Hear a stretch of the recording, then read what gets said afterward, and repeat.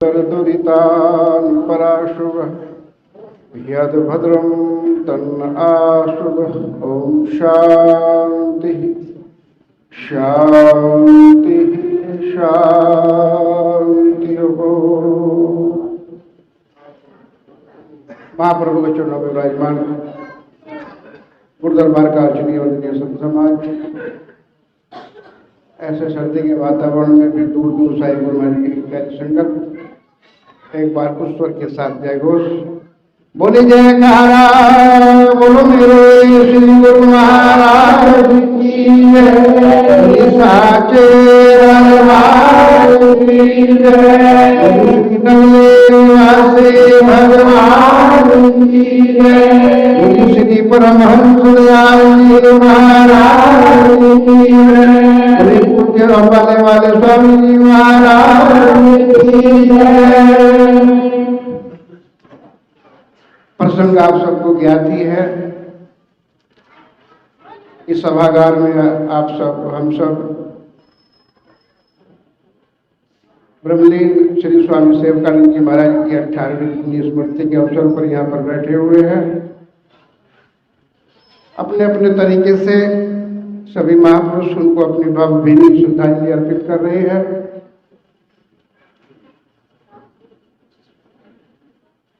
अलग अलग नाम रख दिए जाते हैं इस सभा के, इस कार्यक्रम के। कोई इसे पुण्य स्मृति कहता है, कोई निर्वाण दिवस कहता है, कोई बरसी कहता है। पृष्ठभूमि में छिपी एक ही चीज है। कभी आपके जैसे हमारे जैसे ही शरीर वाले वो विभूति कालांतर में सेवकानंद जी के नाम से जाने जाते रहे। उससे पूर्व उनका कुछ और नाम रहा होगा। आए हैं सो जाएंगे राजा रंग फकीर, एक सिंहासन चढ़ चलाए बंधे जाएंगे। जातस्य ही धर्ममृत्यु ध्रुवम जन्मृत्युश्च। उपजी है सो विनशी है आज परो के काल, नानक हरि गुरु गाइले छाड़ सकल जंजाल। ये शाश्वत नियम है सृष्टि का। और कभी कभी फुर्सत में कुछ उल्टा भी सोच लेना चाहिए। मैं उल्टा सोचता हूं कि यदि इनपुट ही रहे संसार में, आउटपुट ना हो, तो यहां ठिकाना ना मिले धरती पर रहने का। बुजुर्ग लोग कितना मिनरल विटामिन खनिज खाते पीते रहते कि हम यूं ही बने रहे। यदि भगवान जी इनकी मनोकामना पूरी कर दे कि ये यूं ही बने रहे, तो संसार में कहीं ठिकाना नहीं मिले युवकों को और बच्चों को चलने के लिए। ऐसी कल्पना करके देखो तो जाना भी जरूरी है। लेकिन भगवान श्री कृष्ण उस बात को बड़े ढंग से, दार्शनिक ढंग से कहते हैं। और वो ये कहते हैं कि जातस्य ये ध्रुव मृत्यु ध्रुवम जन्म मृत्यु सच है। जो जन्मा है उसकी मृत्यु निश्चित है, और जिसकी मृत्यु निश्चित है उसका जन्म भी निश्चित है। रिसाइकलिंग चलती रहती है, रिसाइकलिंग। आपके गली मोहल्ले में आता ना कबाड़ी वाला सुबह सुबह, आप अखबार प्लास्टिक लोहा ये वो दे देते किसी और फॉर्म में है, लेकिन वो लोड करके किसी और फॉर्म में आ जाता है तुम्हारे घर में ही। प्लास्टिक का कुछ और बन करके आ जाएगा, लोहे का कुछ और बन करके आ जाएगा, कागज का कुछ और बन करके आ जाएगा। क्योंकि शक्ति कभी मरती नहीं, रूपांतरित होती रहती। चिंत जल पावक गगन समीरा, पंच रचित ये आदम शरीरा। आकाश पृथ्वी जल वायु अग्नि, ये 5 तत्व हैं।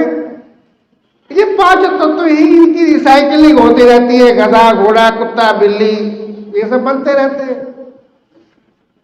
लेकिन जो आत्मा है, जो केंद्र में है, माला दिखती है, माला का जो सूत्र है जो इस माला को पिरोए हुए है वो सूत्र नहीं दिखता, वो धागा नहीं दिखता। ये देह तो हमको दिखती है, पर जो इन देहों को चलाने वाली सत्ता है, आत्मा, वो नहीं दिखती। अब उसी के निकल जाने के बाद मेडिकल साइंस फेल हो जाती है। बड़े से बड़ा सर्जन चेतना के निकलते ही ओटी से बाहर हो जाता है, आई एम सॉरी, अब मैं कुछ नहीं कर सकता, ले जाओ। मेडिकल साइंस भी और सर्जन भी कुछ कर सकता है, तब तक सही कर सकता है जब तक उसमें आत्मा है। और आत्मा के निकल जाने के बाद कितनी बड़ी टेक्नोलॉजी आ गई हो, वो सब फेल है। तो हम बात कर रहे हैं कि आज है निर्वाण दिवस। किसका? ब्रह्मलीन श्री स्वामी सेवकानंद जी महाराज, जिन्होंने नाम दीक्षा अपने जीवन काल में अनंत श्री विभूषित स्वामी संतोष दर्शनानंद जी महाराज से ली। और जब वो पवित्र नाम मेरे जहन में आता है, वो दृश्य मेरे को स्मरण हो आता है। मेरी युगल जोड़ी सरकार, मेरे पूज्य गुरुदेव, जो प्राय चंडीगढ़ में कृपा किया करते थे, वर्ष में 2-3 बार राउंड मारा करते थे, चंडीगढ़ की संगत के ऊपर वो कृपा किया करते थे। और तकिया कलाम था मेरे गुरुदेव का। वो कहते थे कि प्यार सीखना हो, श्रद्धा सीखनी हो, भक्ति सीखनी हो तो चंडीगढ़ की संगत से सीखो। ये चंडीगढ़ का वो परिसर। अनंत श्री विभूषित श्री स्वामी अभेदानंद जी महाराज, अनंत श्री विभूषित पूज्य श्री स्वामी अजूनियानंद जी महाराज, जब नगली साहब से चंडीगढ़ आते थे तो बीच में अम्बाला पड़ता है, और अम्बाले में स्वामी जी महाराज, जिन्हें हम अम्बाले वाले स्वामी जी महाराज कहते, उनके पास या तो आते हुए या जाते हुए अवश्य ही मिलन होता था। ये दास गुरु की सेवा में होता था, तो बहुत बार जीवन में उस विभूति के दर्शन हुए, संवाद होता था। और गजब का व्यक्तित्व, आध्यात्म का चिंतन इतना गूढ़, उनका गहरा और इतना सरल कि आमों भाव को समझ में आता था। और उनकी जीवन शैली भी नगली दरबार के संतों से हट करके बिल्कुल अलग।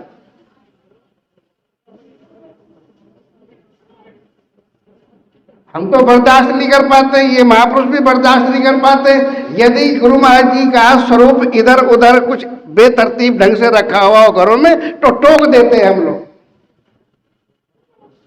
मैंने एक दिन देखा स्वामी जी बाथरूम में चिपकाया हुआ,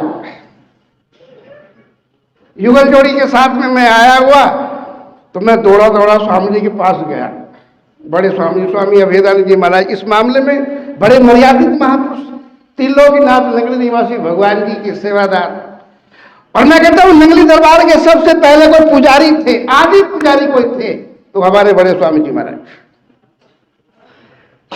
क्योंकि सब महापुरुष गुरु महाराज जी को समाधि देने के बाद निकल गए थे प्रचार के लिए, लेकिन उनको आदेश था युगल जोड़ी हमारे स्वामी जी को कि तुमने यहीं रहना, तुमने कहीं नहीं रहना।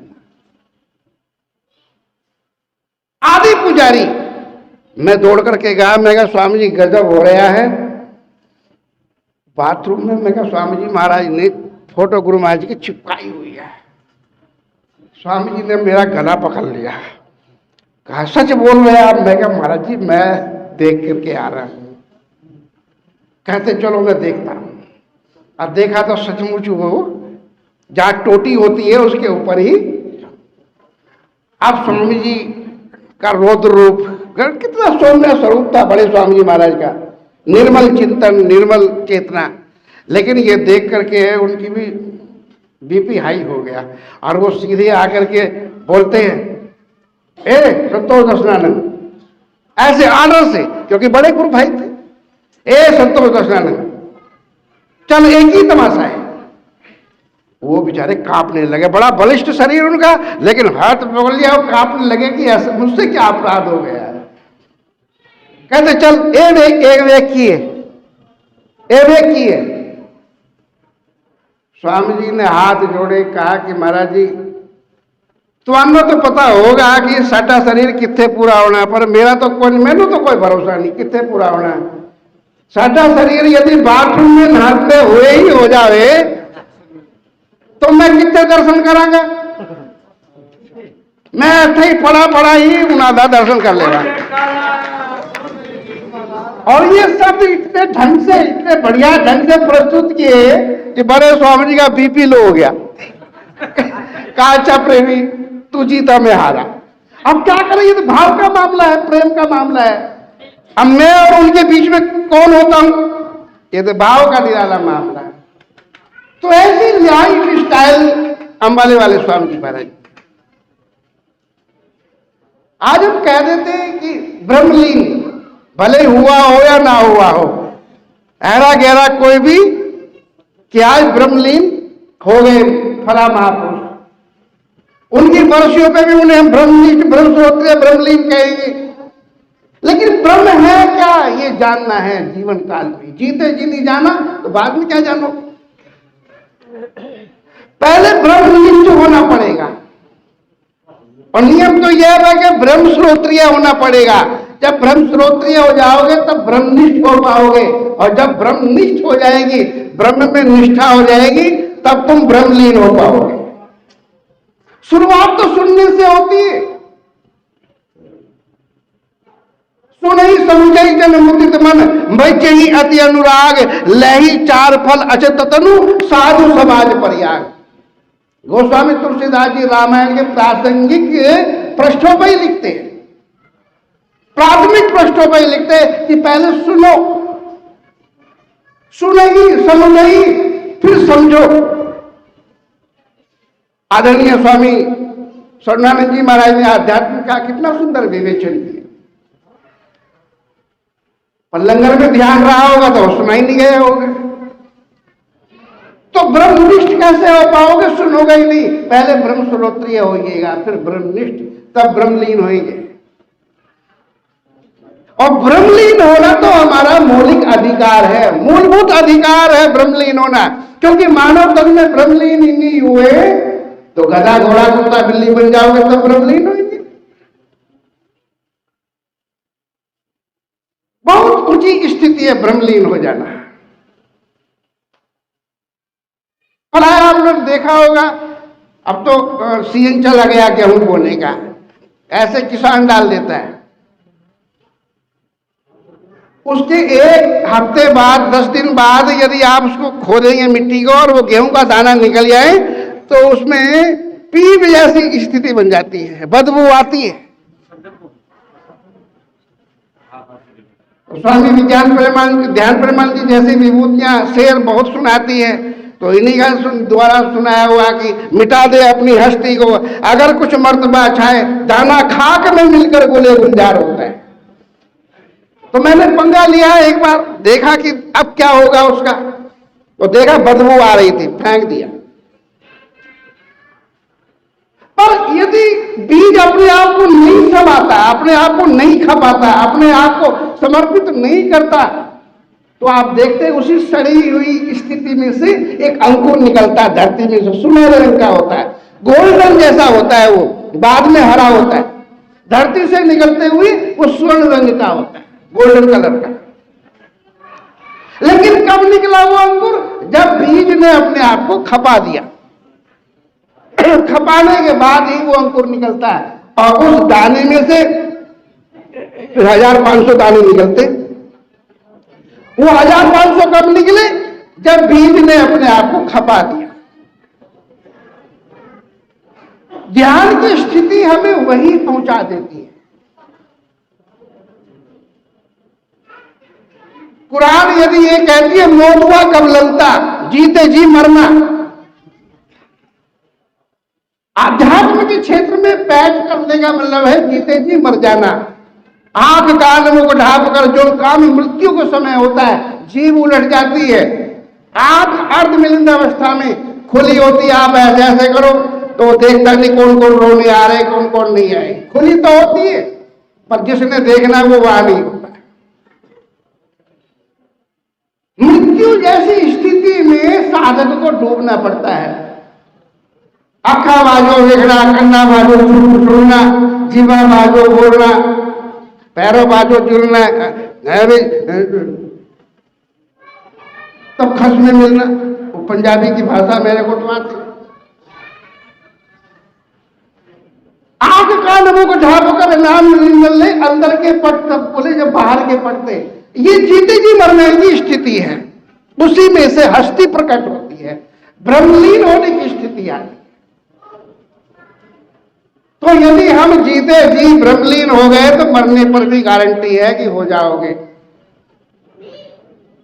खपना पड़ता है आध्यात्म के क्षेत्र में, चाहे सेवा के माध्यम से खपे, चाहे ध्यान के माध्यम से खपे, अस्थि को मिटाना पड़ता है। एक बात याद आ रही, उसे कहकर के वाणी को विराम दूंगा। मल्लीबाई जैनियों के 19वें नंबर की तीर्थंकर हुई है।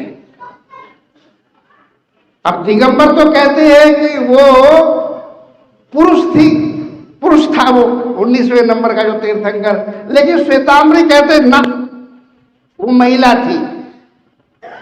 खैर हम उस झगड़े में पड़ते ही नहीं कि वो स्त्री थी या पुरुष थी। 19वें नंबर की जो तीर्थंकर, 24 तीर्थंकर हुए जैनियों में, 19वें नंबर की 19th जो नंबर की जो साधिका थी, संत थी उनकी तीर्थंकर, वो महिला थी या पुरुष, हम उस चक्कर में पड़ते। लेकिन कथा है श्वेतांबरियों से सुनी हुई। राजकुमारी थी, राजा के घर की लड़की थी, राजमहल में पली पोसी। उसके पिता ने इकलौती संतान थी, जन्म दिवस पर बहुत प्यारा हार दिया हीरो का। लेकिन उसकी वृत्ति आध्यात्मिक थी, ऊर्ध्वगामी चेतना, पूर्व जन्म की साधिका, योग निष्ठा, ब्रह्मनिष्ठा।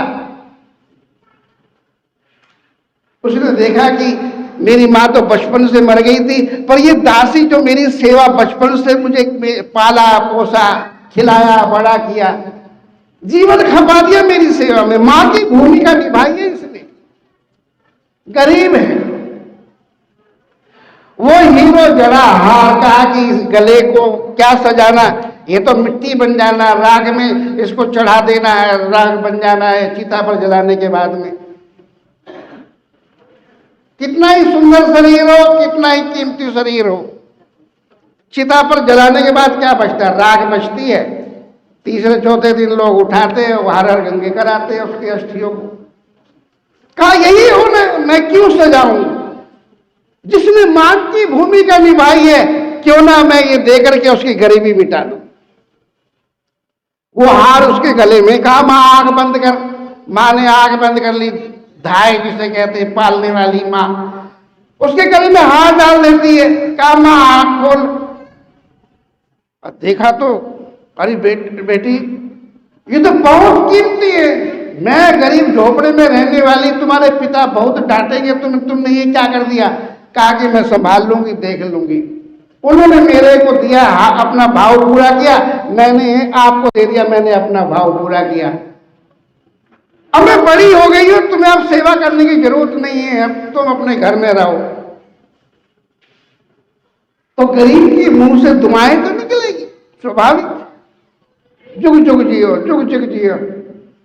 घर का काम कर रही है, महल का काम कर रही है, रोटी बना रही है राजकुमारी की, जुग जुग जियो, जुग जुग जियो। अब ये शब्द सुनते सुनते बोर हो गई मल्ली बाई, मल्ली नाथ, 19वें नंबर की जो तीर्थंकर बनी। उसने कहा कि तुम सुबह से ही जब से ये हार पहना है, जुग जुग जियो, जुग जुग जियो बंद करो, जुग जुग जियो। जुग जुग जीने से क्या होगा? कहा क्या होगा? तुम खूब जियोगी, खूब जियोगी। कहा मरना नहीं पड़ेगा? कहते हैं बेटी मरना तो पड़ेगा। कहा तो फिर जुग जुग जीने का इस आशीर्वाद का मैं क्या करूं?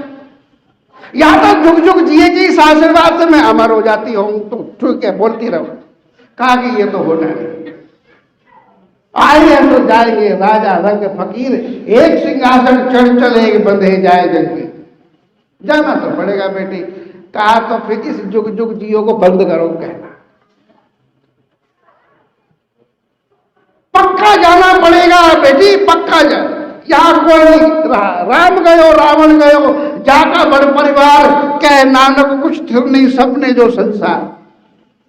जाना पड़ेगा, कोई नहीं रहा। राम भी आए जाना पड़ा, कृष्ण आए जाना पड़ा, रावण आया जाना पड़ा, कंस भी आया इतने सारे वरदान होते हुए, हिरण्यकश्यप को भी जाना पड़ा। हमारे पास तो एक भी वरदान नहीं, उसके पास तो होलसेल में थे, लेकिन हिरण्यकश्यप कहां बचा। तमाम उदाहरण दे दिए। धाय ने, मल्लीबाई ने कहा कि जीवन झूठ है, मृत्यु सच है, तो फिर मैं वो काम क्यों ना करूं जिससे बार बार का यह जन्म मरण ही खत्म हो। संतों की शरण में जाती है, नाम दीक्षा लेती है, आत्म अध्ययन करती है, आत्म स्वाध्याय करती है, आत्म साक्षात्कार होता है, बाद में वो मल्लीनाथ बनती है, तीर्थंकर बनती है, जीवन को सार्थक कर लेती है, केवल एक ही संदेश को सुन करके कि जाना सच है, रहना झूठ है। हम भी उस विभूति के चरणों में यही कह रहे कि वो चले गए, वो चले गए, तो चले तो हमने भी जाना है, लेकिन जाने से पहले हम यदि होमवर्क पूरा कर लेते। आपने देखा होगा छोटे बच्चे जो होमवर्क पूरा कर लेते हैं, वो थैला रख करके सुबह को कांधे में गुनगुनाते हुए स्कूल में चले जाते हैं। और जो होमवर्क पूरा नहीं करते, मम्मी आज पेट में दर्द है, मम्मी आज सिर में दर्द है, दर्द कहीं नहीं है, दर्द ये है आज मैडम पिटाई करेगी, होमवर्क पूरा नहीं किया। और कबीर की भांति कह उठते वो महापुरुष जिन्होंने होमवर्क पूरा कर लिया है कि जिस मरने से जग डरे मेरे मन आनंद, कब मरूं कब पाऊं पूर्ण प्रमाण। तो वो होमवर्क यदि पूरा कर लिया तो उस विभूति के चरणों में हमारी ये भावभीनी श्रद्धांजलि भी सार्थक हो जाएगी। अम्बाले वाले महाराज जी का भी संसार में आना सार्थक हो जाएगा। परमाराध्य देव नंगली निवासी भगवान जी, परमाराध्य देव परमहंस महाराज जी, उनका आना, हम सबको नाम दीक्षा देना, ये सब सार्थक हो जाएगा यदि आप ठीक से उन महापुरुषों की वाणी को आत्मसात कर लेते हैं। इतनी भावभीनी श्रद्धांजलि के साथ में, इन्हीं भाव पुष्पों के साथ में उस विभूति के चरणों में मैं अपनी श्रद्धा सुमन अर्पित करते हुए वाणी को विराम देता हूँ। बोले सद्गुरुदेव भगवान की। और एक सूचना, सतगुरु जी तुम दयाल हो, तुम लग मेरी दौड़, जैसे कागज जहाज को सूझते और न ठोर।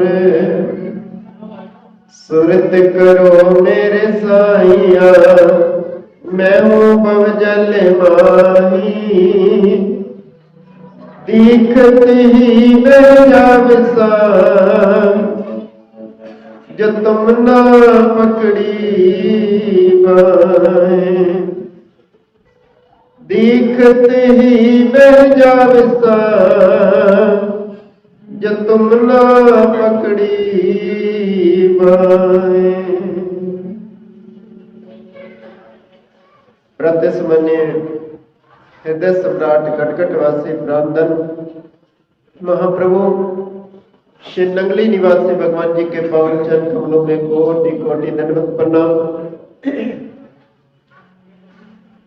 श्री सतगुरुदेव भगवान जी के श्री चरणों में मंचासीन मेरे आदरणीय पूजनीय श्रद्धेय सभी संत महापुरुष संत बहने अपनी अपनी अगाध श्रद्धा निष्ठा और प्रेम को लेकर के आए हुए श्री गुरु महाराज जी के प्यारे गुरुमुखों प्रेमियों, अपनी मनोवृत्तियों को एकाग्र करते हुए मेरे साथ मिलकर के जय घोष करें। बोलो जयकारा बोलो श्री गुरु महाराज की जय, बोलो साचे दरबार की जय, बोलो श्री नंगली निवासी भगवान की जय, बोलो श्री महाराज की जय, बोलो श्री स्वामी जी महाराज की जय।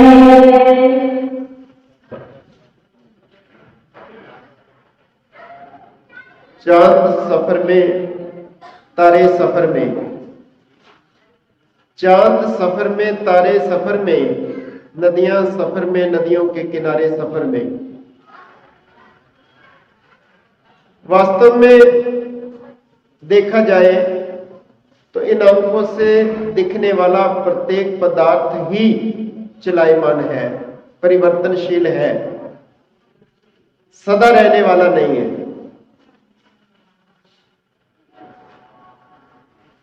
जैसा कि मेरे से पूर्व श्री स्वामी जी महाराज ने अभी फरमाया कि जो भी आए हैं उनका जाना अनिवार्य है। वास्तव में जीना झूठ है और मरना सच है। परंतु मरना आ जाए तो बात बन जाए। जिस मरने से जग डरे मेरे मन आनंद, मरने से ही पाइए पूर्ण परमानंद। महापुरुषों ने यहां तक भी लिखा। ऐसा मरना अगर हो जाए तो वास्तव में ब्रह्मलीन होना है।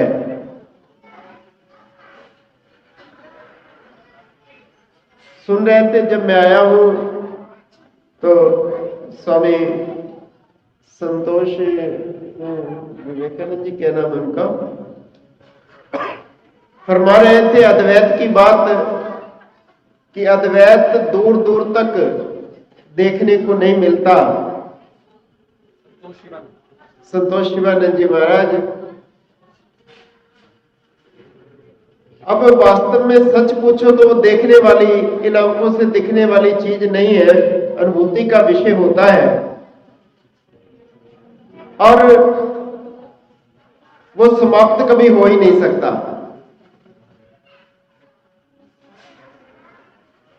आद सच जुगाद सच है भी सच, नानक होसी भी सच। वो सदा रहा है और रहेगा। और हमारा मत तो श्री अद्वैत मत है और इस अद्वैत मत के प्रवर्तक दादा गुरु महाराज जी श्री परमहंस दयाल जी महाराज, जिन्होंने उसी अद्वैत में लीन होने की युक्तियां बताई। पहले खोज की, वर्षों 17 वर्ष तक रोहताश के जंगलों में तप किया और फिर जयपुर की पहाड़ की कंदरा में तप किया, संसार के कोने कोने में भ्रमण किया और वो सब अनुभूतियां करने के पश्चात उन्होंने बड़ा सरल और सुगम मार्ग दर्शाया। श्री नगली निवासी भगवान से भी तप करवाया 13 वर्ष तक आगरा के अंदर। तो उन्होंने इस मार्ग को बड़ा सरल कर दिया। दोनों उन विभूतियों ने ऐसा सरल मार्ग दर्शा दिया, सहज समाधि और अजपा जाप का, जिसके द्वारा जीव अपने वास्तविक स्वरूप को जान सकता है। उसका अभाव नहीं है, लेकिन जब तक ये चित्तवृत्तियां हमारी बहिर्मुख रहती हैं उसकी अनुभूति नहीं कर पाता व्यक्ति। जब वो चित्तवृत्तियां अंतर्मुख होती है तब जाकर के उसकी अनुभूति होती है। और चित्तवृत्तियों को अंतर्मुख करने के लिए ये साधन है सत्संग करना, कीर्तन करना, मंदिर में जाना, पूजा करना, पाठ करना, ढोलकी बजाना इत्यादि इत्यादि। ये सब आयोजन भी इसीलिए होते हैं, सत्संग के कार्यक्रम भी इसीलिए होते हैं कि इससे ज्ञान होता है, ज्ञान से वैराग्य होता है और वैराग्य के द्वारा जब जीव उस शब्द से जुड़ने का प्रयास करता है और उस शब्द में जब सुरती लीन होती है तो अपने अंदर से वो आनंद की अनुभूतियां होने लगती हैं, उस अद्वैत की अनुभूतियां होने लगती हैं। लेकिन सुनी सुनाई बातों से बात बनने वाली नहीं है। आम आम कहने से मुंह मीठा नहीं होता जब तक उसको खा ना ले। पहले जरूरत है ज्ञान की, ज्ञान से वैराग्य होगा।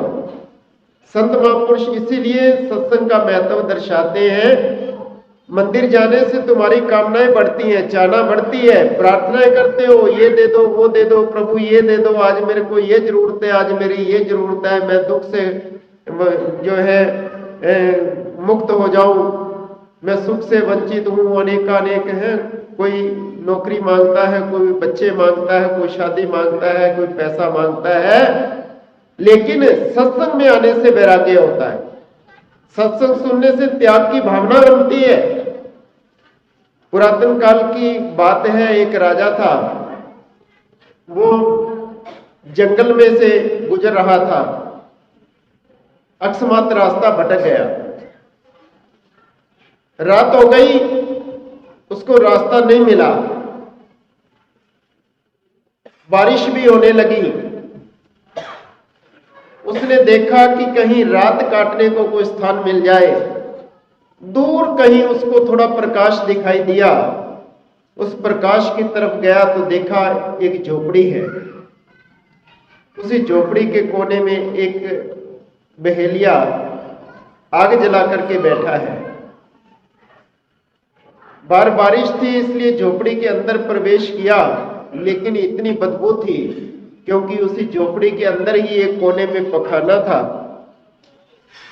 उसी में ही खाना बन रहा था, उसी में ही झोपड़ी के अंदर किसी प्राणी का, किसी जीव जंतु का कोई मांस लटक रहा था, छत से लटकाया हुआ था।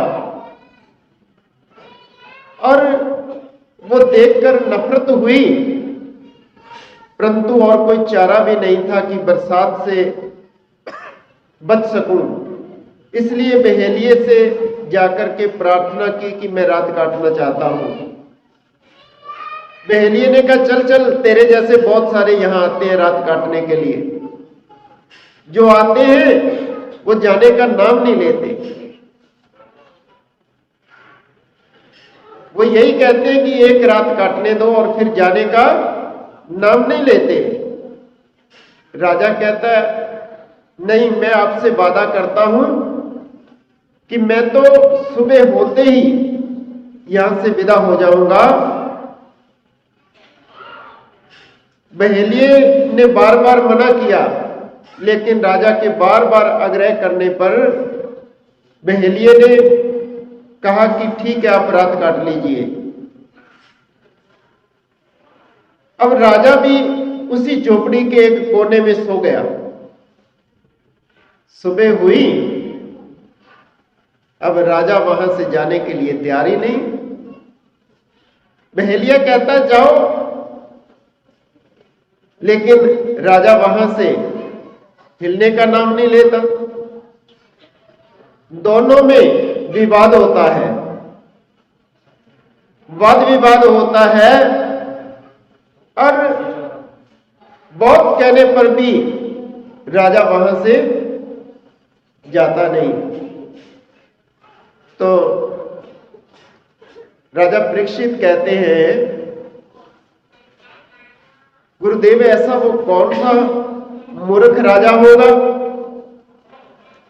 जो ऐसे गंदी झोपड़ी जिसके अंदर मांस लटक रहा है, जिसमें पखाना किया जा रहा है, जिसमें इतनी गंदगी है, उसमें रहना चाहता है, उसको छोड़ के जाना नहीं चाहता। ऐसा मूर्ख राजा कौन होगा?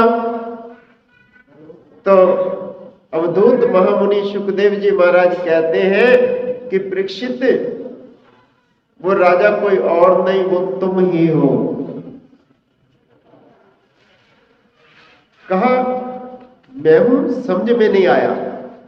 कहा कि तुम इस गंदी झोपड़ी से, इस मैले शरीर से, इसी के अंदर गंदगी होती है, इसी में मांस के लोथड़े हैं, और इसी में तुम रस लेते हो खा करके, सब कुछ इसमें है, और इस लोथड़े को छोड़ करके जाना नहीं चाहते। इस शरीर से इतना मोह हो जाता है, इतनी आसक्ति हो जाती है कि इसको छोड़ना ही नहीं चाहते, इससे बाहर निकलना ही नहीं चाहते, इसी की व्यवस्था में पूरा जीवन लगा देते।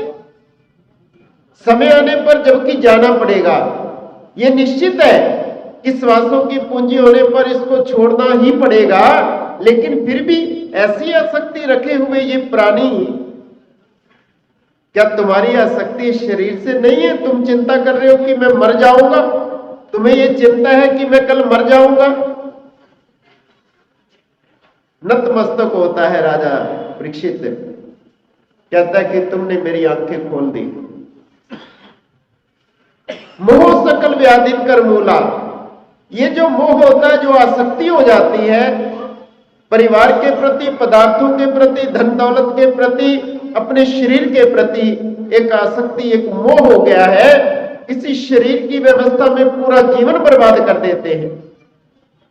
जब तक ये समझ नहीं आएगी कि ये शरीर नश्वर है, ये चलायमान है, उस चंद्रमा की तरह, तारों की तरह, नदियों की तरह ये सदा रहने वाला नहीं है।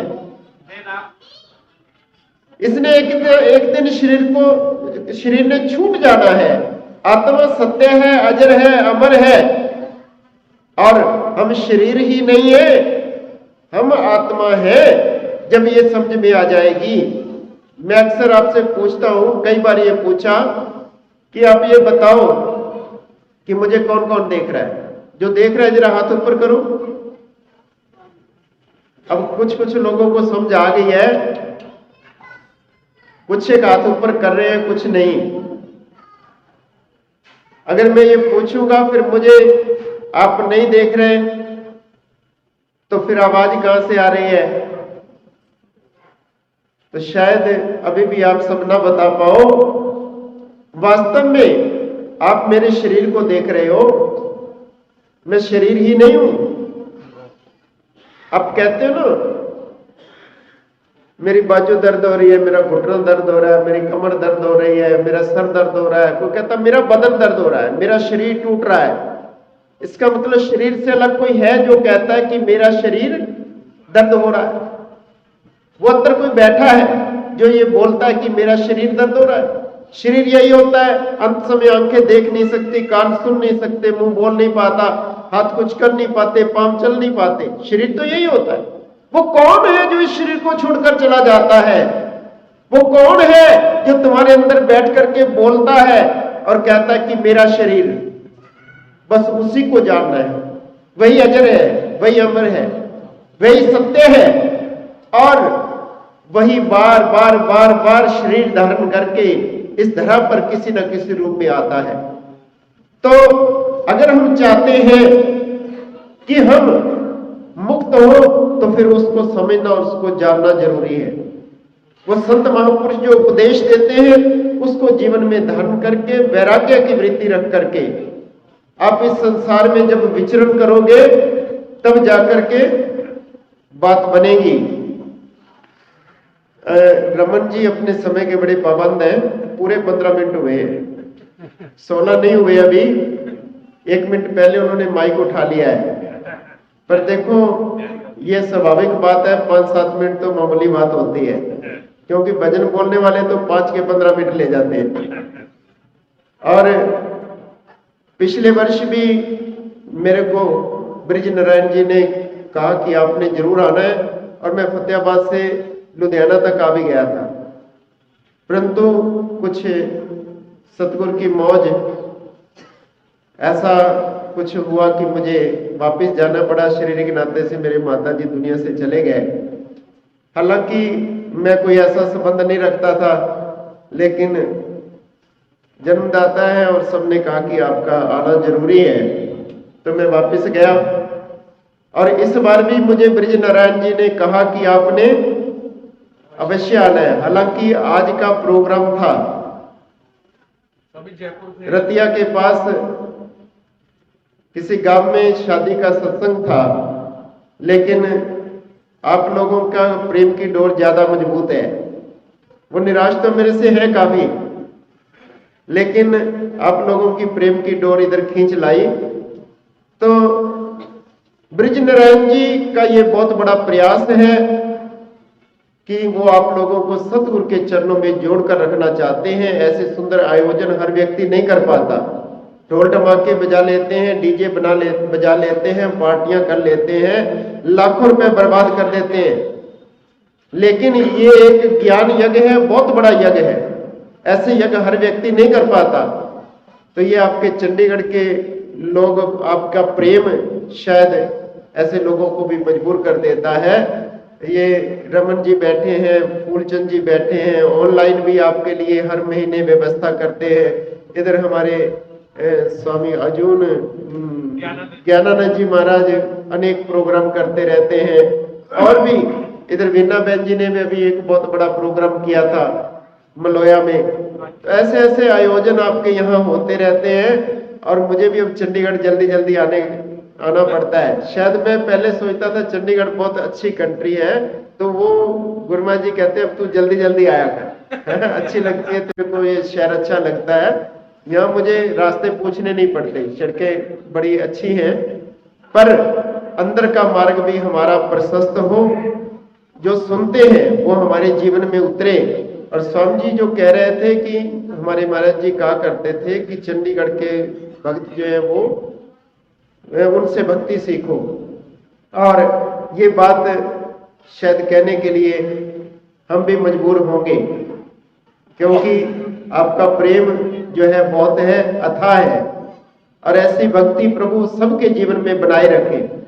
आप अपने काम काज छोड़ करके वर्किंग डे में भी आते हो, आज तो छुट्टी का दिन है, तो मैंने आपसे बस यही अब निवेदन करना और कुछ नहीं कहना कि खाना पीना सोना चाहे छूट जाए, लेकिन कम से कम एक घड़ी का समय भजन सिमरन का जरूर निकाला करो।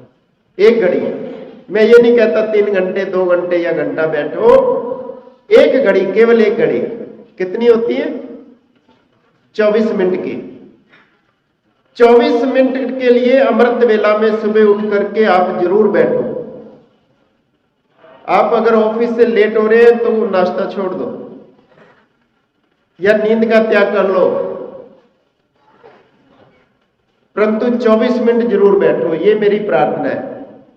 जब तुम 24 मिनट बैठोगे, रोज बैठोगे, जब ये अभ्यास हो जाएगा ना आपका, और उस अभ्यास में फिर कुछ अनुभूतियां होनी शुरू होंगी, एक रस मिलने लगेगा, अनुभूतियां होंगी। और जब वो अनुभूतियां आपको अंदर से होने लगेंगी, आपको रस मिलने लगेगा, फिर मुझे ये कहने की जरूरत नहीं कि 1 घंटा बैठो या 2 बैठो, पता नहीं लगेगा कि 1 घंटा कब हो गया, 2 कब हो गए, ना फिर सोने की इच्छा होगी ना खाने की इच्छा। अपने अंदर से वो रस मिलेगा, वो आनंद मिलेगा। परंतु एक अभ्यास अपना बनाओ, रोज बैठना शुरू करो। मन दौड़े तो मन जाता तो जान दे, शरीर की बांधो धीर, मन जाए तो भी आप बैठो जरूर, वो भी एक ना एक दिन अपने ठिकाने पर आएगा। उसका स्वभाव है दौड़ना। और आप अपने ध्यान की तार को गुरु चरणों में जोड़ करके उस शब्द के साथ अपनी सुरत को जोड़ने का प्रयास करते रहो, एक दिन सफलता अवश्य मिलेगी, ऐसा मेरा विश्वास है। इन्हीं शब्दों के साथ आई हुई सभी संगत के लिए मैं यही प्रार्थना करता हूं गुरु चरणों में कि श्री गुरु महाराज जी सबको अपनी अमोलक भक्ति प्रदान करें। दुनिया की दौलत तो बहुत है, दुनिया के पास कमी नहीं आज किसी के पास भी, लेकिन मन भरता नहीं। वो तृष्णा तभी समाप्त होगी जब तुम्हें तुम्हारे अंदर से आनंद की अनुभूति होगी। तो इसलिए आप अभ्यास शुरू करें, वो तृष्णाएं अपने आप समाप्त हो जाएंगी। और वैसे अगर तुम अपनी कामनाएं जो है उनको छोड़ना चाहोगे तो शायद वो ना छूटे, क्योंकि बच्चे से अगर चॉकलेट डॉक्टर कहता है ना दो दांत खराब होते हैं, वो लेनी है तो उसको पहले कोई और चीज देनी पड़ती है, कुछ और दे दोगे। आप मोबाइल लेना चाहते हो ना तो फिर उसको कहते लो बेटा तू ये ले ले, है एक चीज उससे लेनी है तो दूसरी देनी पड़ेगी। जब अंदर से जब वो रस आवे तो ये जावे, है वो आएगा तो ये अपने आप चला जाएगा। ये सब कामनाएं, ये तृष्णाएं, ये सब समाप्त होती चली जाएंगी। बस उससे जुड़ने का प्रयास करें। उसी के लिए आयोजन ब्रिजनारायण जी ने किया है। इसका प्रयास भी सफल हो, इसको भी प्रसन्नता हो, और इनके लिए मैं साधुवाद कहता हूं, क्योंकि ये सफेद वस्त्रों में भी सब साधु हैं जिनके हृदय में ऐसे ज्ञान यज्ञ करने का भाव बना रहता है। सतगुरु सदा सदा कृपा बनाए रखें, सबको अपनी अमूल्य भक्ति प्रदान करते रहे, जीवन सार्थक हो, आनंद में हो, सुख में हो। बुजुर्गों का आप सत्कार करते रहे, उनका आशीर्वाद लेते रहें और गुरु की कृपा प्राप्त करने के लिए आप जो है वो साधना की ओर अग्रसर होते रहें। इन्हीं शुभकामनाओं के साथ गुरु चरणों में यही निवेदन, भक्ति दान मोहे दीजिए गुरुदेवन के देव, और कछु न चाहिए दाता निश्चिंत तुमरी। बोलो जयकारा श्री नंदीवासी भगवान की जय, श्री परमहंस दयाल महाराज की जय, हमारे वाले श्री गुरु महाराज की जय, सब संतन की जय। गुरु ब्रह्मा विष्णु देवो महेश्वरा, गुरु साक्षात् परब्रह्म तस्मै श्री गुरुवे नमः।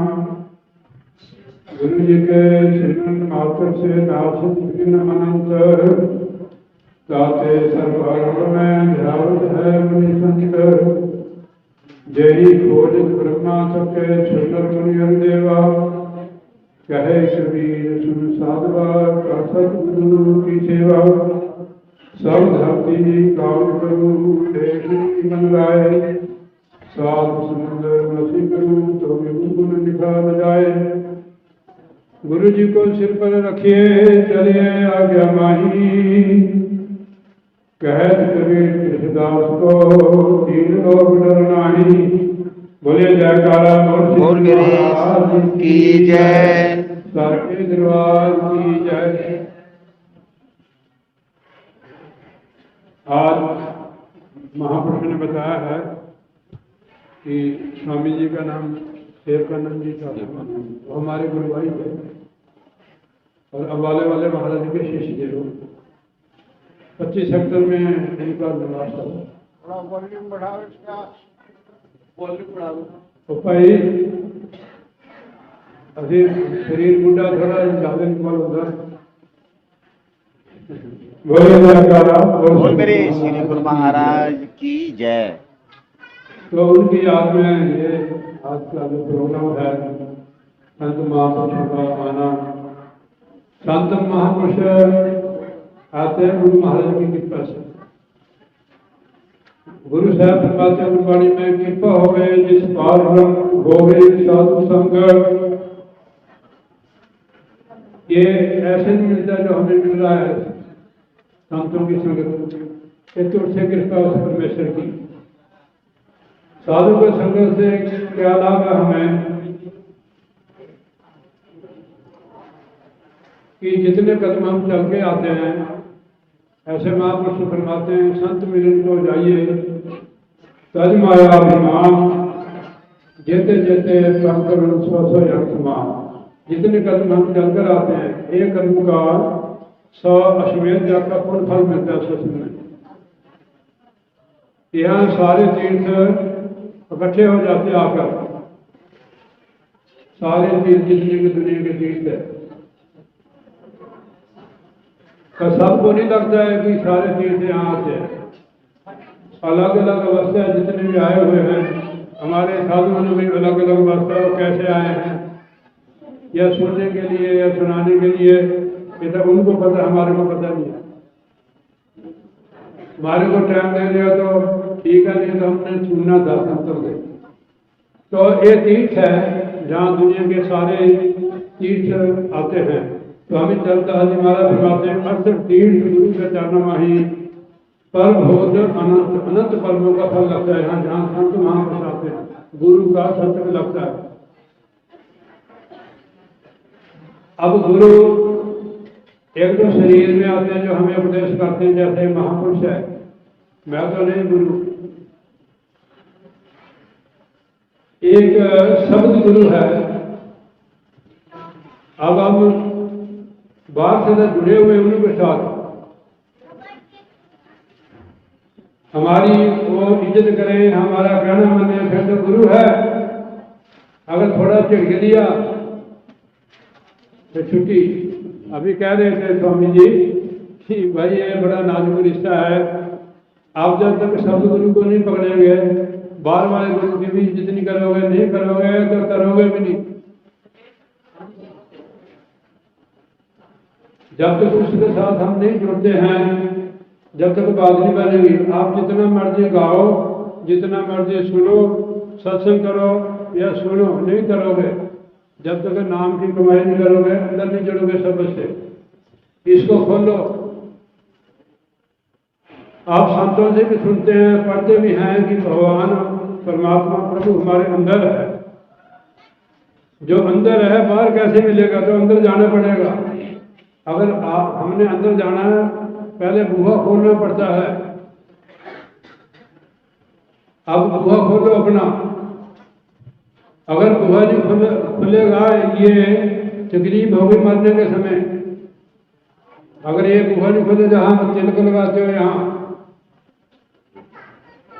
तिलक लगाने से ठंडक बढ़ जाती है। यहाँ चंद्र का तिलक लगाने से तिलक भी हमें इशारा करता है कि ये दरवाजा है, बुआ है, इसको खोलो अभ्यास करके। उसमें आप हमें संयम रखना पड़ेगा। खाना भी कम, व्यवहार भी कम, काफी चीजें छोड़नी पड़ेगी, तब ये बुआ खुलेगा अभ्यास से। आप लोग भजन में बैठते होंगे। जब हम भजन में बैठते हैं तो जिसका ये देश है काल निरंजन का, पूरा जोर लगा देता है कि इसको बूहे तक मैं जाना नहीं दूं। खोल लेता क्या है, बूहे तक जाने नहीं देता वो। बहुत लालच हमारे आगे खड़े कर देता है। उनसे जूझना पड़ेगा, गुरु मार्ग का सहारा लेना पड़ेगा। कई बार घंटे लग जाते हैं, अंदर हमारे को दाखिला नहीं मिलता है, तो हमारे को और खड़ना पड़ेगा। वहाँ टाइम लगेगा, तब वो खुलेगा।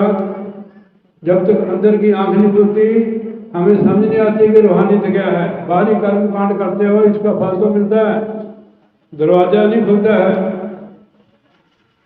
देखो, लोग हमारे को भगवान देख के संत महापुरुष कह देते हैं। मैं अपनी बात करता हूँ और संतों की नहीं, कि उनकी श्रद्धा हमारे होते। हमारा खुद नहीं खुला है तो दूसरों का कैसे खुल जाएगा? जब हमारा खुद नहीं खुला, दूसरों का कैसे खोलोगे? बताओ। जो हम करते हैं वो उपदेश करो आप, हमारे ऊपर भी उसका असर होगा, लाभ होगा, और दूसरों को भी लाभ होगा। बाली मैंने इनसे सुन लिया, स्वामी ने सुन लिया, इनसे सुन लिया, आगे बोल दिया। आप साधना करो, प्रैक्टिकल करो, दूसरों को बताओ कि नाम अंदर जाने से क्या लाभ है। जैसे जैसे हमारी सिमरती है शरीर से, शरीर एक कैद की तरह है, काल ने इसमें हमें बंद किया हुआ है। नाना प्रकार के लाभ, लोभ, धिकार हमारे पीछे लगाए हुए हैं। कैदी है हमारी सुख। हम तीर्थ भी करते, व्रत भी करते, पुण्य भी करते, दान भी करते हैं, फिर भी इन पांचों से हमारा छुटकारा नहीं होता है। शरीर वृद्धि भी हो जाए, फिर भी इससे छुटकारा नहीं होता। हम इनके ही गुलाम है। आप इसको खोलो, बुआ को अंदर जुड़ो, तब इनसे छुटकारा होगा। सिमरन करो डट के। महाराज ने गुरबाणी में फरमाया हुआ है, थोड़ा मेरे को इशारा कर देना, मेरे को पता नहीं लगता है, इशारा कर देना, मेरा समय पूरा होगा। ठीक है नहीं? जब वो समय पूरा होगा फिर भी इशारा आता है हमारे लोगों को। छाबड़ा साहब आप तैयार हो ना, आपके 4 दिन बाकी रह गए। बेशक आप जवान है, ऐसे इशारा आ जाएगा ना, होशियार हो जाना। जैसे जैसे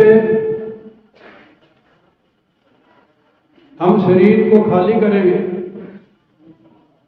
इन किराए का मकान है, नोट सब आएगा इसका, उसके पहले खाली कर दो, नहीं तो पछताओगे। किराए वाले जो होते हैं ना, उनको नोट आता है कि 1 महीने में आप ये मकान खाली कर दो, फिर उसको दूसरा मकान ढूंढना पड़ता है, हमें भी ढूंढना पड़ता है। बैठ जा बाबा, सत्संग में मथा मत देखो, उधर देखो, सत्संग मत ब्रेक लगाओ। हमें मकान ढूंढना पड़ेगा। कोई अंदर इधर ना आए संतों के बाद तो मथा देखे, हमें मकान ढूंढना पड़ेगा। वो पहले बनाना पड़ेगा। आप कहाँ पैदा होंगे, शरीर आपको पहले बनाना पड़ेगा। कैसे बनेगा? गुरु साहब फरमाते हैं, गुरु सेवा से भक्ति कमाई, तब ए मानस देही पाई, इस देही को सिमरे देव, सो देही भज हल्की से अपने अंदर से निकाल दो जो गंदगी है। मैं नहीं कहता कि आपके अंदर गंदगी है, तो मैं आप में से हूँ। जब तक हमारे अंदर से गंदगी नहीं निकलेगी, जब तक अंदर हम प्रवेश नहीं हो सकते आत्मा। शरीर को खाली करो अभ्यास से, थोड़ा पीछे हट दो ना,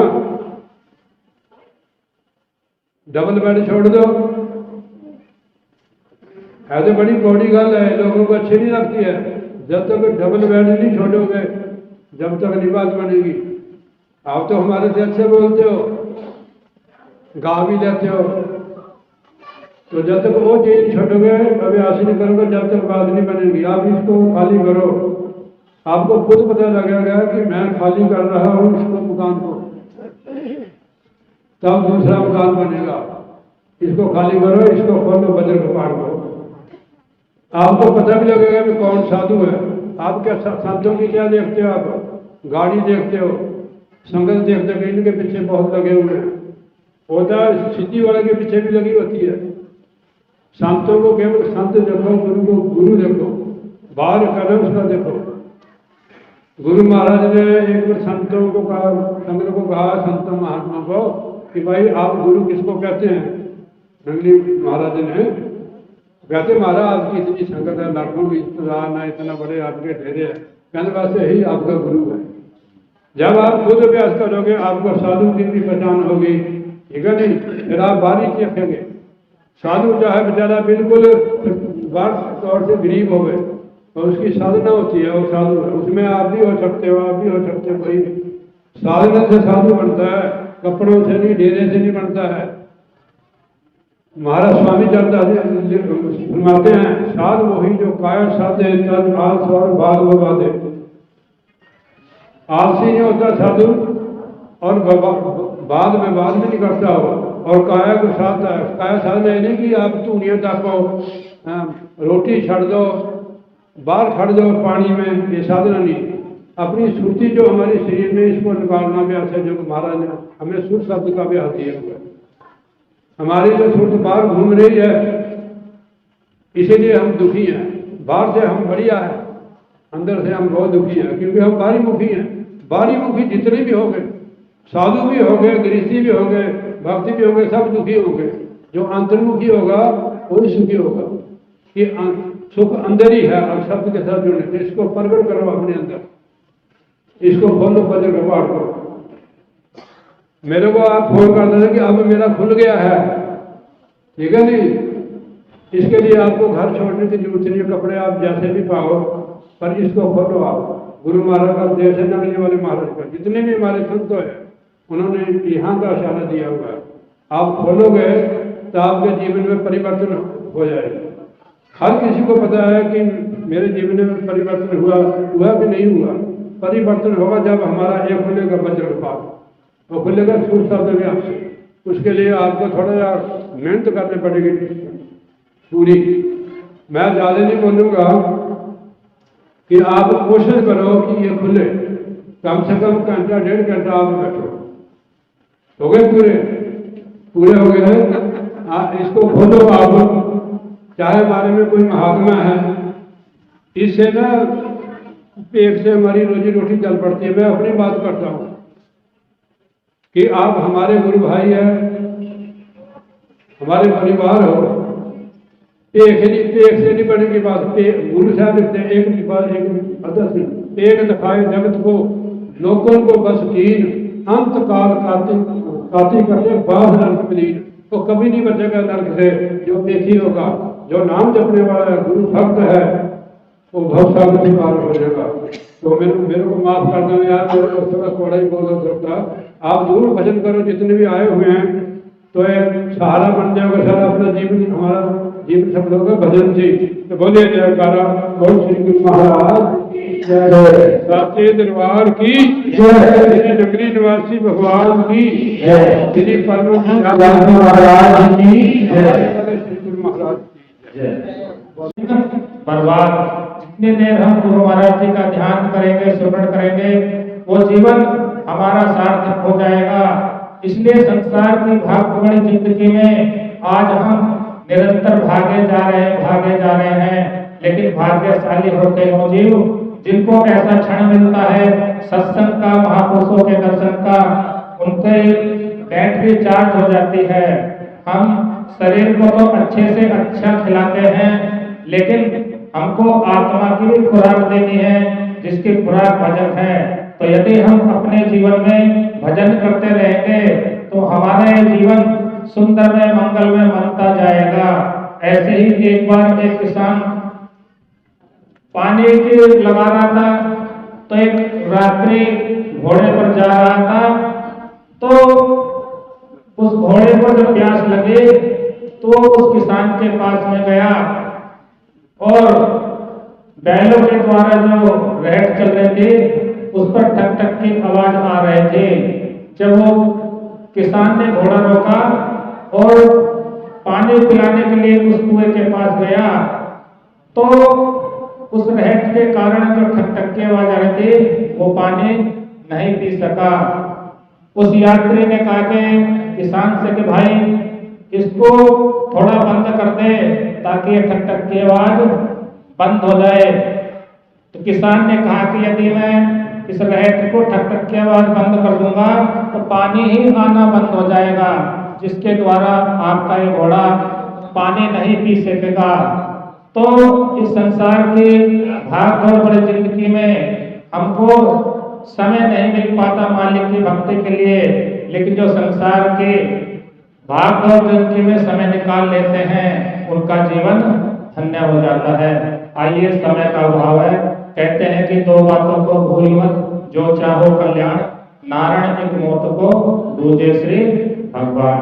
इसलिए अधिक समय न लेते हुए पूज्य स्वामी जी महाराज के चरणों में यही प्रार्थना करते हैं कि उन्होंने जो आपको सेवा का, भक्ति का, स्मरण का मार्ग बताया है, आप उस पर निरंतर चलते रहे और अपने जीवन की नैया को भव से पार करने का प्रयत्न कर रहे।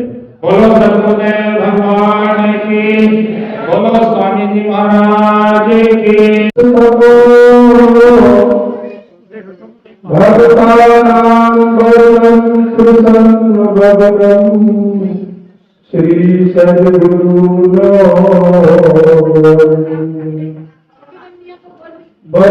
चरण सरोज गुरु मधुमंगल जो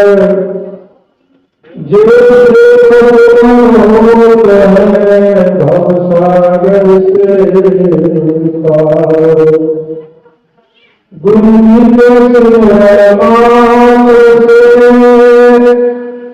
नाथ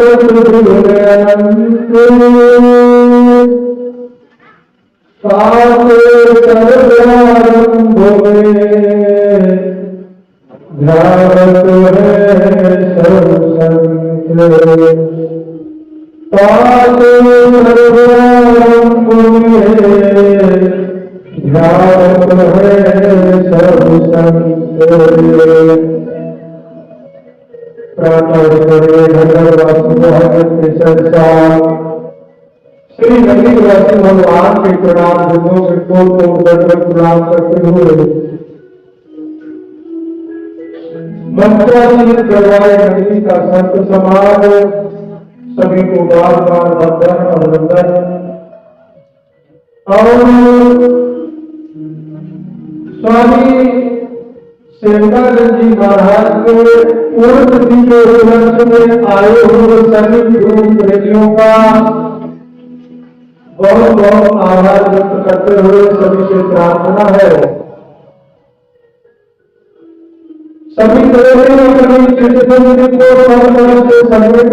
श्री गुरु महाराज जी के चरणों में श्री गुरु महाराज जी की सुंदर सुंदर छवि का अपने हृदय मंदिर में दर्शन दीदार करते हुए अपनी कुंभ रचना को पवित्र करने के लिए दोनों हाथ खड़े करके प्रेम के साथ जय हो करेंगे। श्री गुरु महाराज भगवान की, श्री गौरव महाराज की,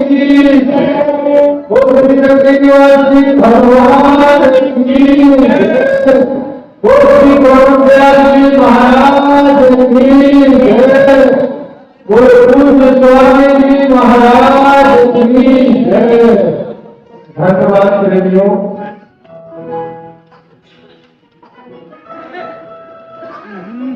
बड़े ही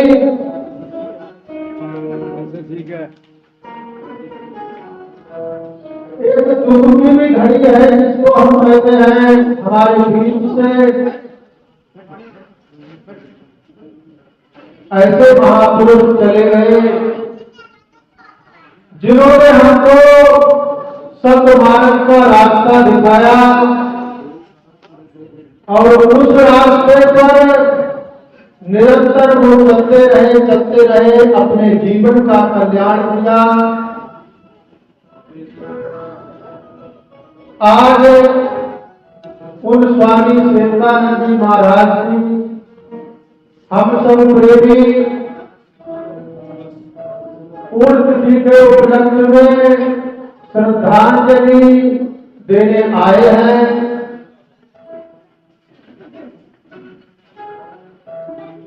मैं समझता हूं कि सबसे अच्छी श्रद्धांजलि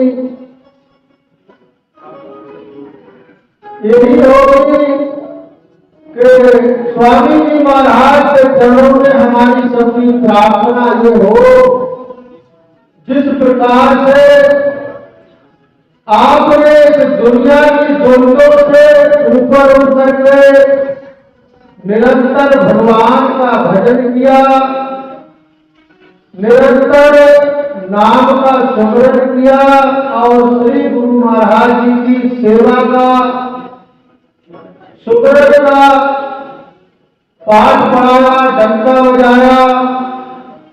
हमारी भी उनके चरणों में ऐसी प्रार्थना है, हमको ऐसी सद्बुद्धि दे, हमको ऐसी सामर्थ्य दे, हमारा भी जीवन उन्हीं के पदचिन्हों पर चल करके जीवन व्यतीत हो और जिसलिए हम सबको बड़े भाग मानस तन पावा, सुर दुर्लभ सब ग्रंथन गावा, साधन धाम मोक्ष कर द्वारा पाए नजरी परलोक सवारा। हमारी भी ऐसी सद्बुद्धि हो, हमारा भी ऐसा ध्यान हो और ये मार्ग पर चलने लगे तो सबसे अच्छी श्रद्धांजलि हमारी उनके चरणों में यही श्रद्धांजलि रहेगी।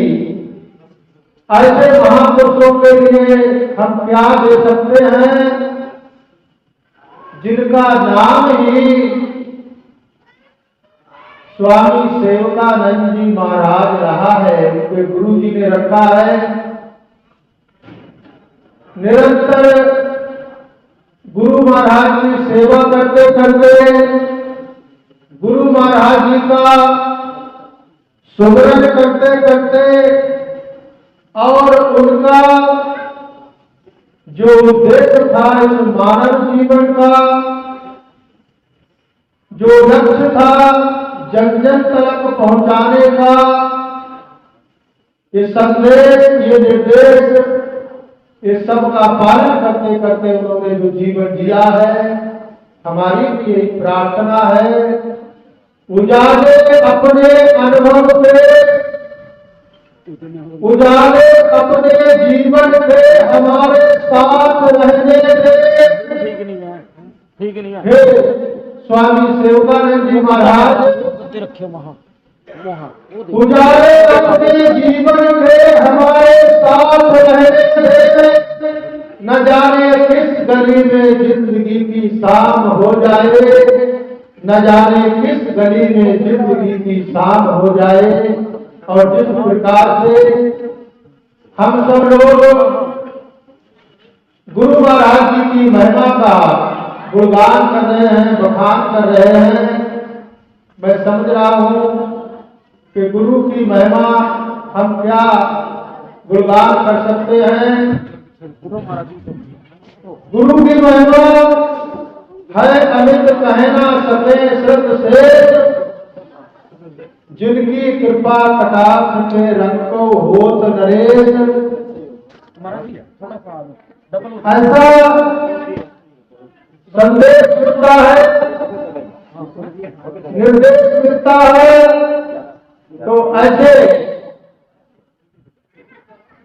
गुरु महाराज जी की जो लीलाओं का गुलामबाज है, हम कैसे कर सकते हैं। मैं अपनी एक लास्ट आखिरी बात कहूंगा। गुरु महाराज जी के चरणों में हम सभी भक्तों की तरफ से,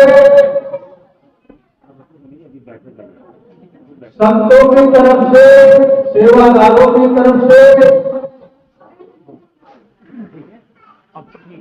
सांवला मासूम सा चेहरा निहारे बिन,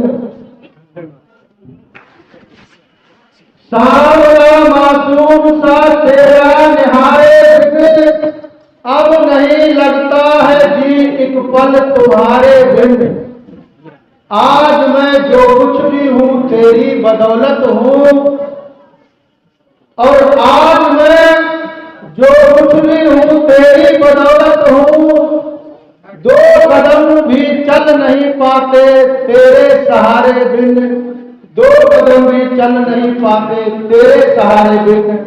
इन्हीं शब्दों के साथ मैं अपनी वाणी को विश्राम देता हूं कि मेरा समय पूरा हुआ। और किसी प्रेमी के लिए अनुचित शब्द निकला हो, कृपा करके गुरु महाराज जी का बच्चा समझ करके क्षमा करना। और चलते चलते प्रेम से एक बार जय घोष करेंगे। बोले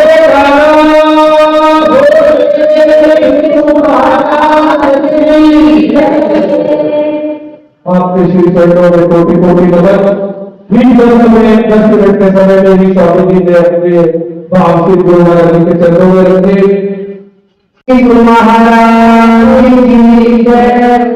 बोलो राधे भगवान की जय।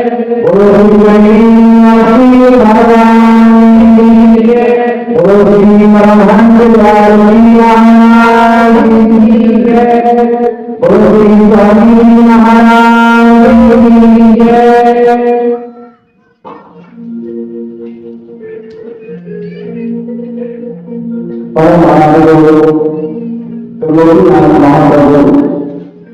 श्री भगवान श्री भगवान के पावन श्री चरणों में कोट प्रणाम करते हुए परम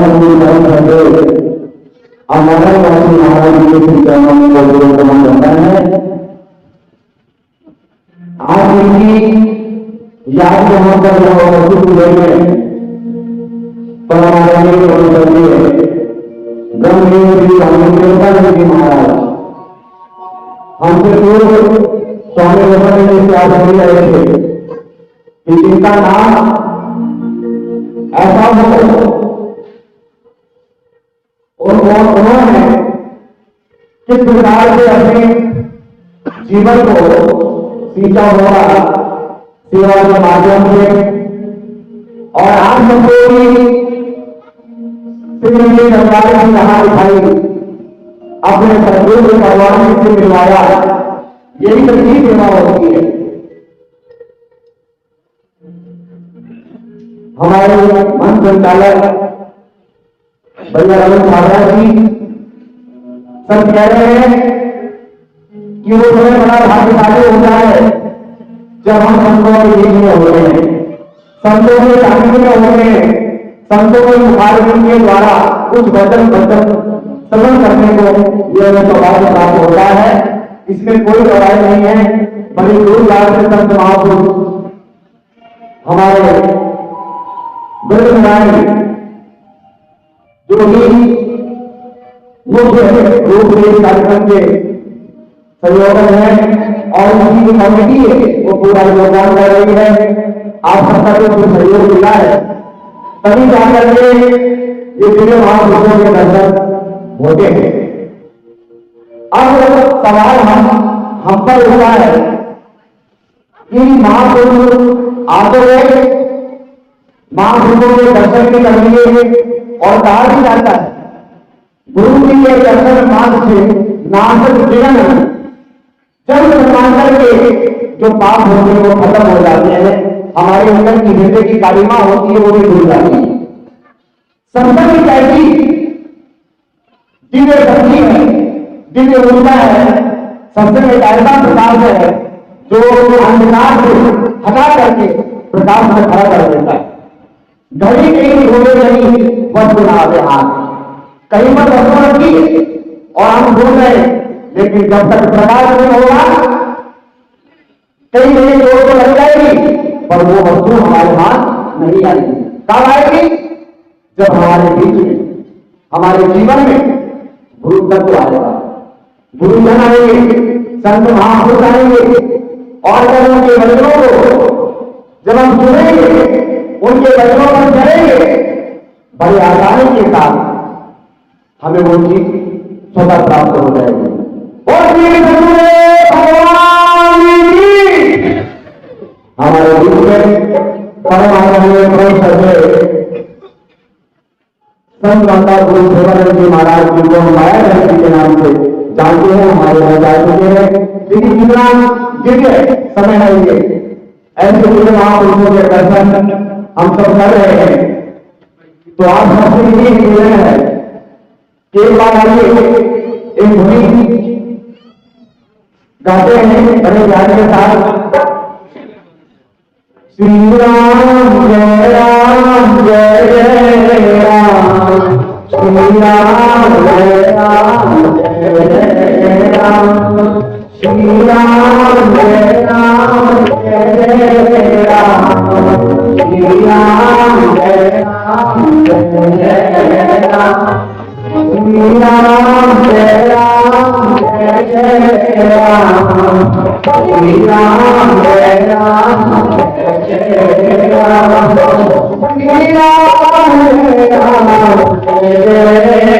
राम, श्री राम जय राम जय जय राम, श्री राम जय राम जय जय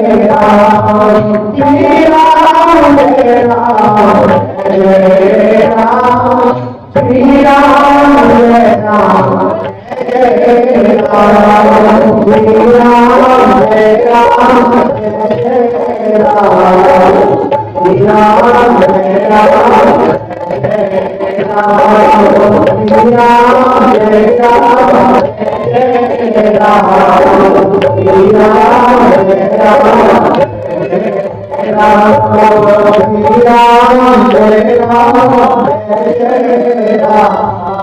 श्री राम जय राम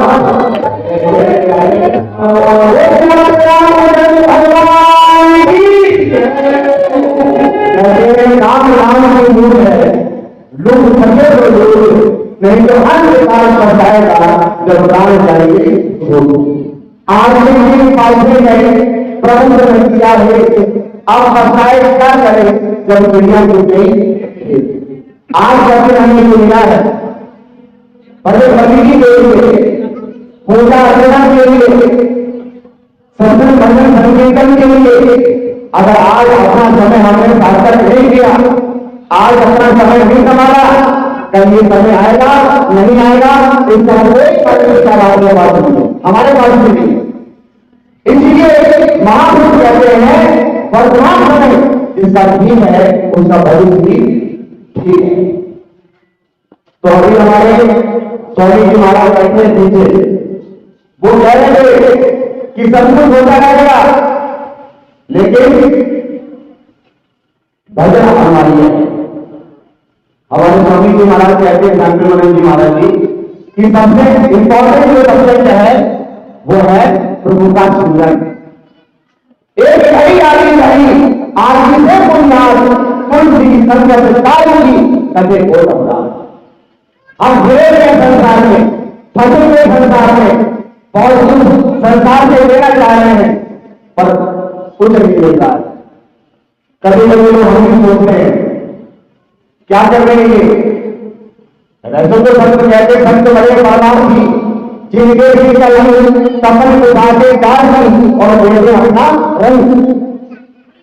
जिनको समझ में आ गया वो भी आदमी कहता है गुरु जी रंग दिया वो बता दिया। अरे सरल लगाकर देख लो फर्क हम बाकी उसे देख के जहां क्या कोई नहीं सब मिलावा हो जाए दिल मिलावा नहीं। बात इतना ही संबंध है हमने भगवान का भजन करना है, इतना ही संबंध।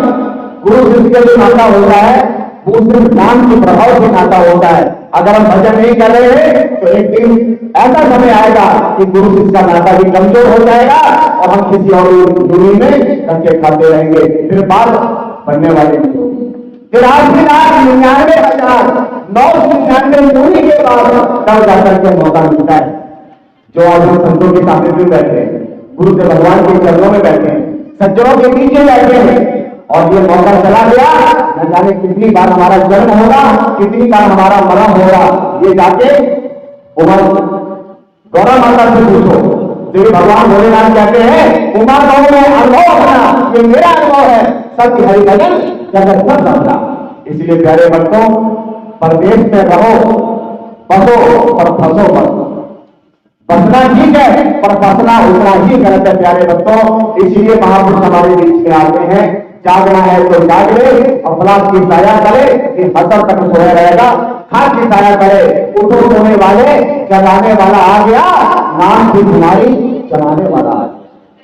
बस ज्यादा अधिक आपको कुछ कहना नहीं है, इतने को ही आप समझेंगे तो बात बनेगी, और नहीं तो प्यारे बच्चों मोती पर्वत जो भया पंडित भया न कोई, और 2.5 अक्षर पढ़े तो पंडित होई। अगर आपको उस तत्व का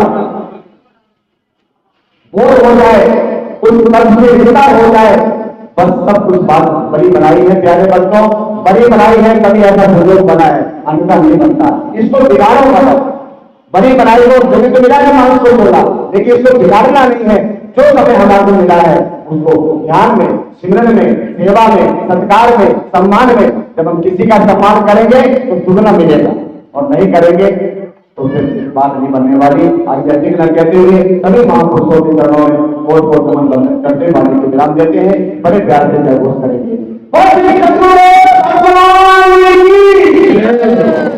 आप श्री गुरु महाराज की जय। दयालु परमहंस महाराज की जय। श्री नगरी निवासी भगवान की जय। साचे दरबार की जय। तेरा दर्शन करके सतगुरु जी कोई देवता मन जचेदा नहीं तेरा दर्शन करके सतगुरु जी कोई देवता जचेदा नहीं तेरे देख लिया कोई और तुम्हारा जचेदा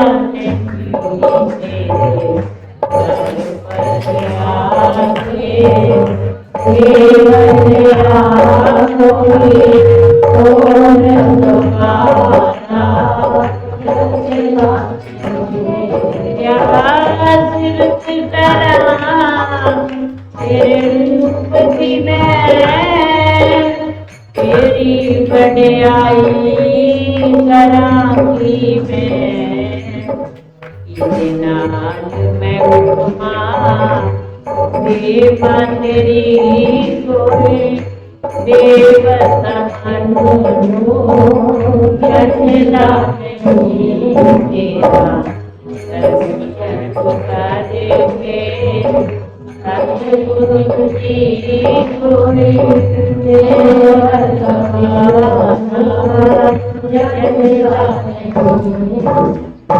जिसके विराजो वैकुंठ मोरी जो अमृत पानी है कोई तीरथ है कोई तीरथ मन जचेदा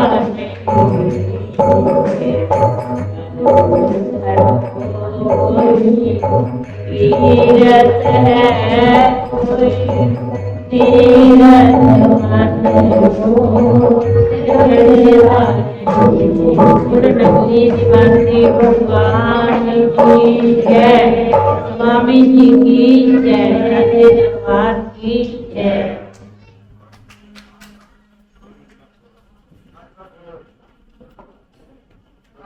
आपके श्री चरणों में मेरा कोटि नमन। एक मिनट की हाजिरी हमारे परमेश प्रिया को गुरु महाराज जी की लीला सुनाना चाहते हैं तो उसके बाद